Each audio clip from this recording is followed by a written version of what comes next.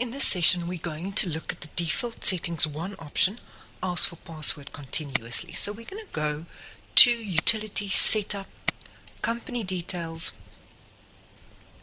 and we're going to click on Default Settings 1 and ask for password continuously. Now the default option with this is normally off. We're going to switch it on and we're going to click on Accept.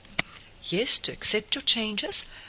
If I now go to any menu option, for instance, Data's Maintenance, it's going to ask me to log in. So I can type in my username and password and then make my changes. If I go to Stock Maintenance, you'll see the same will happen.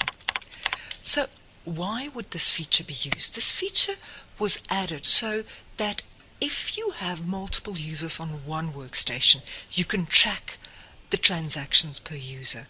If you only have one user logging in the morning, processing during the day, and then logging off, then also password continuously is not necessary. But let me show you. If I take you to Data's Reports and we go to Order Tracking, I'm just going to enter a username and a password.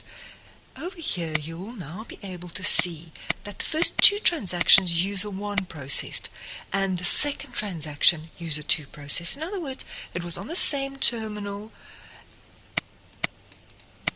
One transaction, the user 1 logged in with the option ask for passwords continuously, and then the other transaction, the second user logged in. To be able to just switch this feature on per user, you can go to Utilities, Setup, Menu Access and Security, User and Group Maintenance. I'll just log in. In other words, let's say your administrator don't want to continuously log in. If you go to a specific user and you edit your user, you can have this option per user. In other words, now you say, some users must have the option and others don't need it. So for this user, I can switch this option on, but for my administrator, for instance, I can have the option off.